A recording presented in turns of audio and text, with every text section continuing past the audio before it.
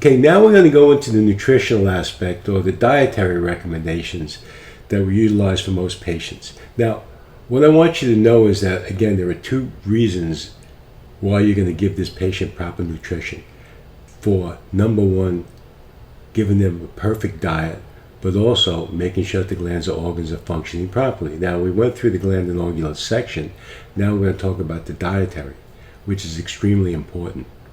Well, way back in the 1970s, 80s, I listened to a Dr. Kelly who basically cured himself of pancreatic cancer back in the 50s. He was a dentist, and he wrote a book after that, One Answer to Cancer. It wasn't really much of a book, but he explained how he cured himself of pancreatic cancer. And if you know anything in today's world, you realize that it's a pretty hefty killer. Most people are diagnosed improperly until the very end, and then they have days or weeks or months to live. So what he wound up doing was creating a system of nutrition based on the fact that it depended on where you came in the world.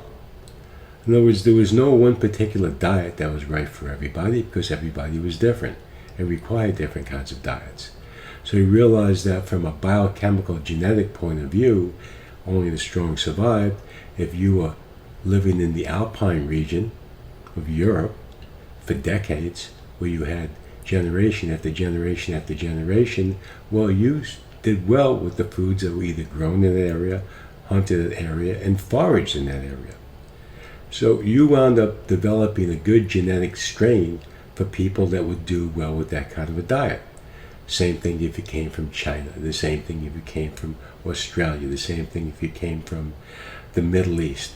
It was based a lot on your heritage, which was extremely important, because if you go back a generation, your parents cooked the way the grandparents did, and so on and so forth, all the way back for generation upon generation upon generation. What has happened in the last, let's say, 75 years now, with the advent of refrigeration and foods and everything, we've altered that a lot. Not only biochemically through the processing of the foods that we've done that destroys the quantity and quality of the food, but also the fact that now the foods are not as well, let's say, balanced from a mineral and vitamin perspective as well. So we have to be very critical in what we do as far as our foods that we take in, and realize that we have to really watch and not be eating all these different kinds of foods and thinking that they're helping our body. And most of the time, people do not realize the three purposes of food, which is to basically produce all the chemicals necessary for your survival.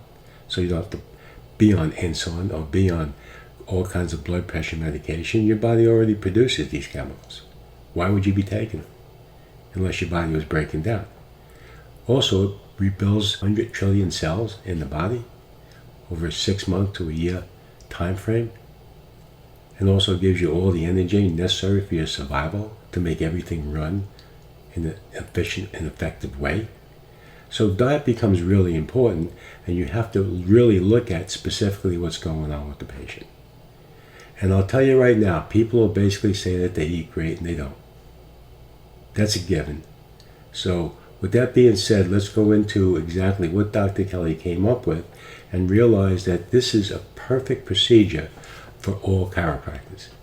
And what we do is we look at balancing the autonomic nervous system, not physically the way a chiropractor does now, but biochemically through the foods that you eat. So what we do is look at what we call a sympathetic dominant to a parasympathetic dominant. Now, parasympathetic dominant people are what we call a fatty protein people. These people do great with acid-forming foods. In fact, they're extremely alkaline. If you alkalize the body, you're going to cause things not to be able to get in and out of cells. So you'll cause a lot of bloating, constipation, asthma-type symptoms, and the list can go on and on and on. And the sympathetic is more of what we call they're acid, and they require more alkaline-forming foods. So we look at the types of foods, and we look at the combinations and look at the balance to see if everything is balanced. Now, the sympathetic, parasympathetic nervous systems make up the autonomic nervous system. And what happens is that you have to have a perfect balance, a perfect tug of war. Nobody wins. Everything is balanced. You run down the block, your heart speeds up. You stop, your heart should slow down. So this tug of war keeps on going back and forth. So everything is normal. you have a heart rate that's really, really fast, you're sympathetically or parasympathetically out of line. So rather than giving medications, let's do foods. I think that would be better for the patient in the long run.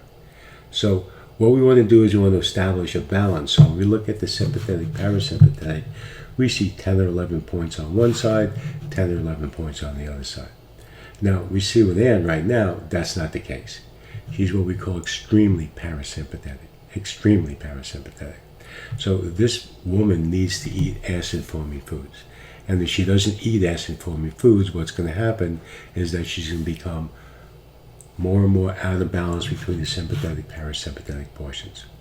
And all kinds of biochemical imbalances will be created because of organ and glandular malfunction, creating a myriad of different health issues as time goes on.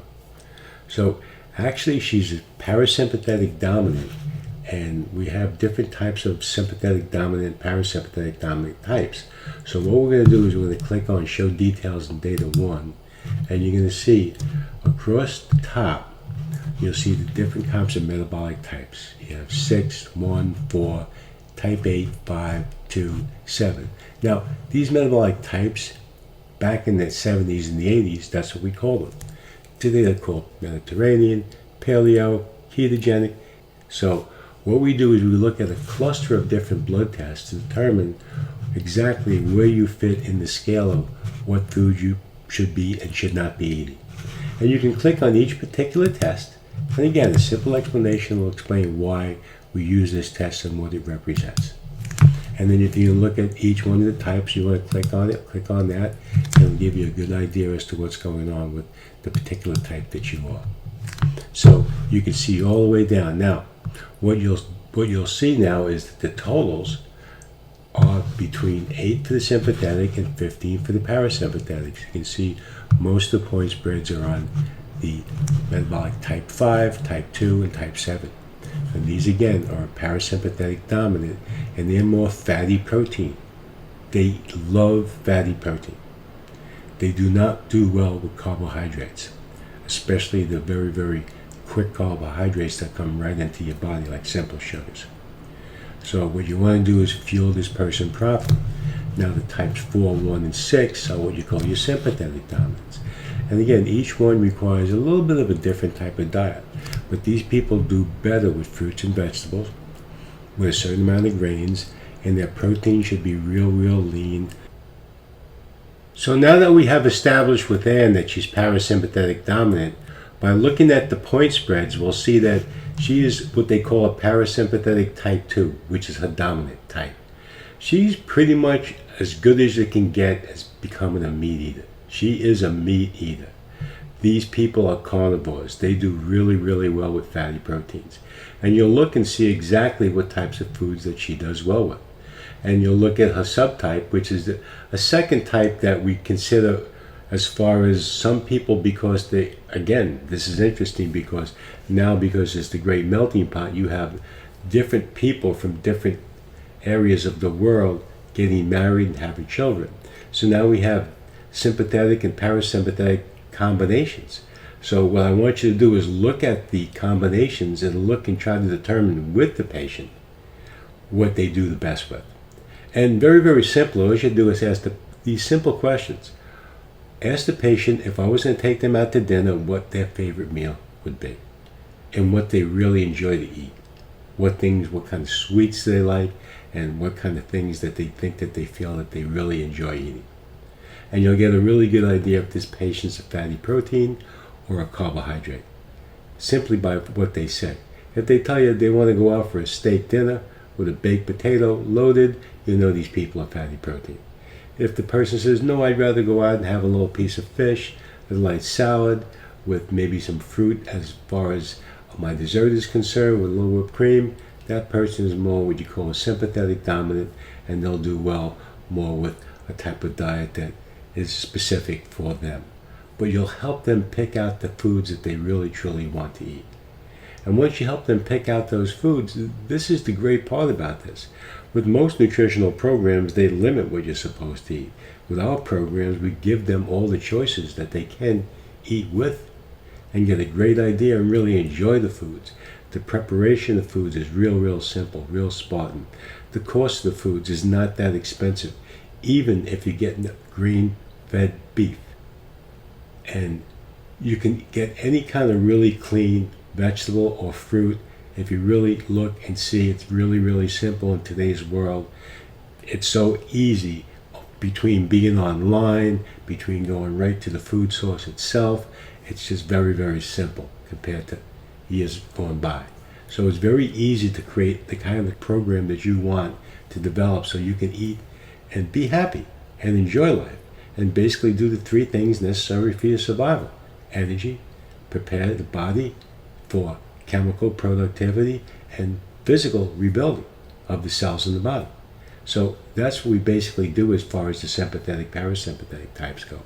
Now that the patient really truly gets a good understanding of this, hopefully, and you go through that with them, they'll have a better sense of, okay, this is what I know I need to do.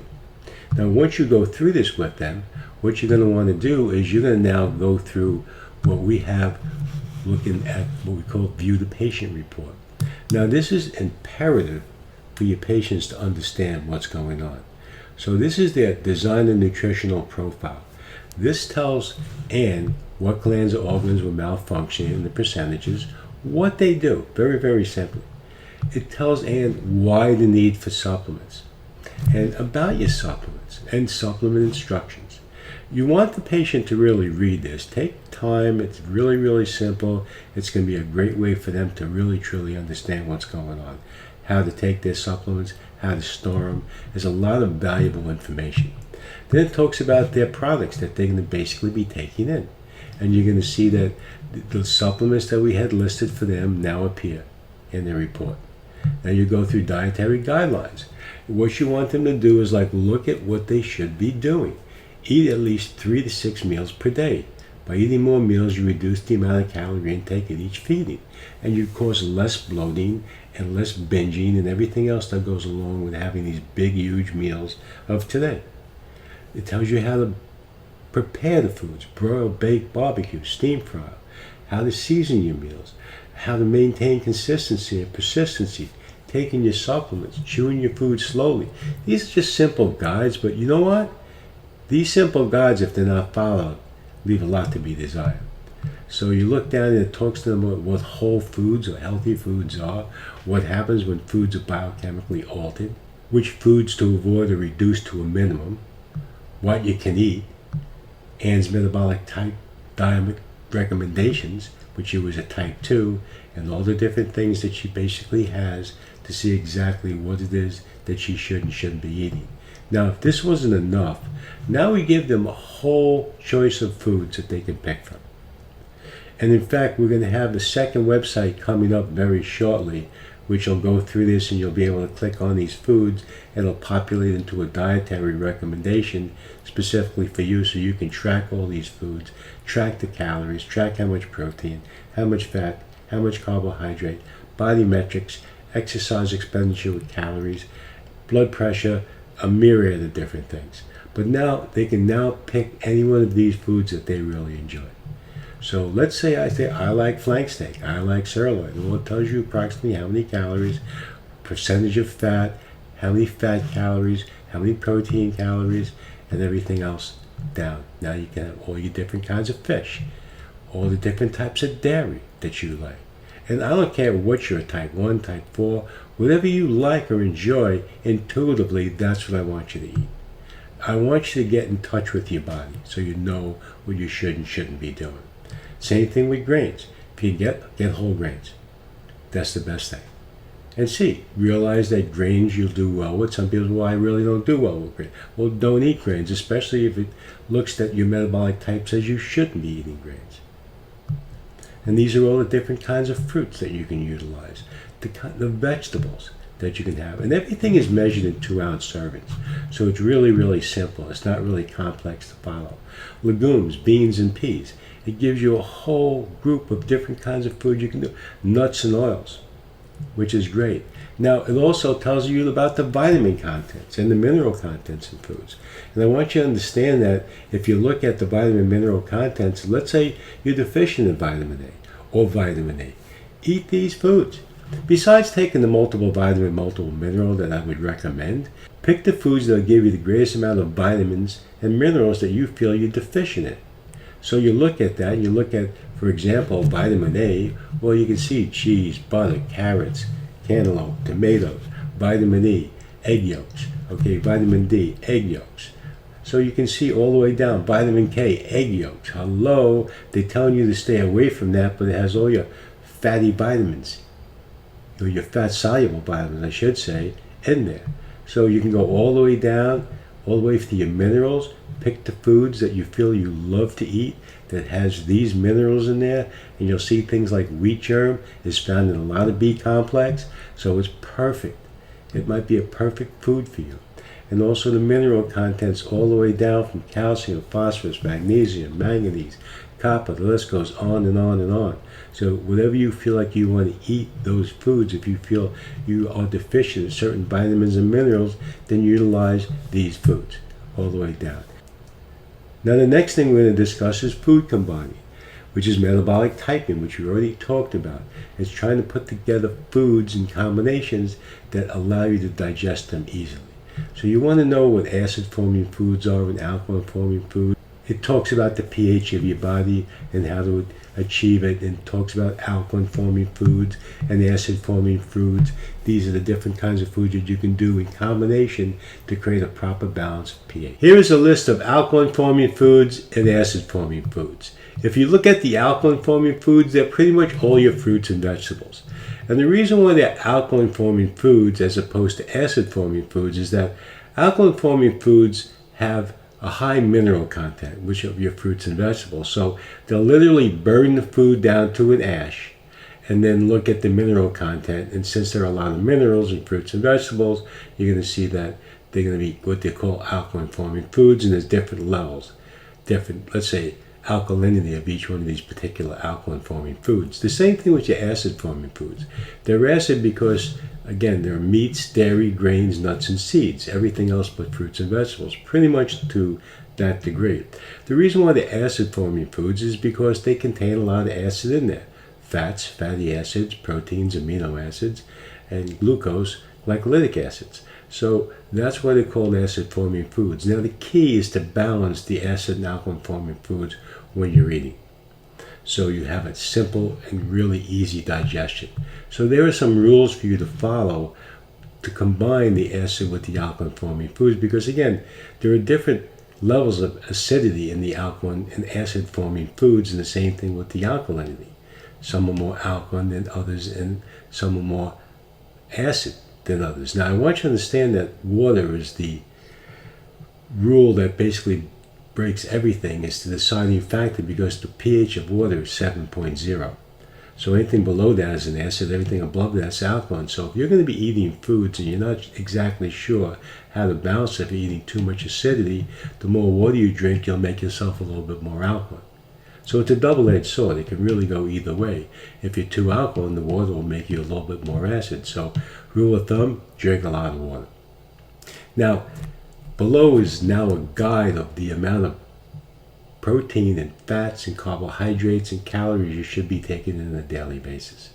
Well, Ann weighed 145 pounds, and her activity level, being a housewife, was 50%. So her minimum daily caloric intake should be approximately 1,450 calories to a maximum of 2,175, with a caloric intake range between 1,450 to 2,175. Now, she requires a minimum of 5 to 7 ounces of protein a day. When they say a minimum, that's the minimum, 5 to at least 7. Probably more would be better, but we'll just give it that right there. Now, most people think that, well, I'm eating enough protein. No, you're not. What I'm going to show you now is a very simple formula, and it works pretty well across the board. Your primary sources of protein are meats, fowl, and fish. Now, if we take 6 ounces of meat, you're going to get 3 ounces of protein. If you're going to take 6 ounces of fowl, you're going to get 2 ounces of protein. If you get 6 ounces of fish, you're looking at 1 ounce. Now, secondary sources of protein, which would be beans, which would be cheese, dairy, would basically be secondary sources Unfortunately, well, nuts you can also include in there, the content of fat is very high compared to the amount of protein that you get. So that's one of the secondary sources. Now, it also tells you in grams how much you should be taking in as far as minimum and maximum protein, minimum maximum calories, minimum maximum calories and fat, minimum fat protein calories, maximum fat protein calories. So it gives you a whole smorgasbord of ways that you can determine how many calories, how much fat, how much protein you're taking in a day. So as long as you can start looking at that and figuring that out, you'll have a really good understanding of exactly what it is you should and shouldn't be doing, and what it is that you should and shouldn't be taking in as the patient, so they can get some kind of an idea of where they should be. And realize that most people aren't taking in enough protein. They're protein deficient. Protein regenerates the body. Without protein, the body degenerates. Degenerative joint disease, diseases of the whole entire body, including cancer. The list goes on and on and on. So what I want you to do is realize now at the very end, you know what supplements and needs, you know what you should and shouldn't be eating, the foods that cause toxicity to a body, how to combine the foods properly, and the quantity that she should and shouldn't be taking in. Now, if you utilize this, you're going to see a real good understanding as to what exactly is going on with this patient. And if you start to follow them with any type of a program out there that you can monitor what the foods that they're taking in, you can basically get a real good understanding of why this person is doing well or not doing well. I hope these tutorials really helped. There's again 2 more tutorials that you should be looking at after we finish with these. Enjoy the day.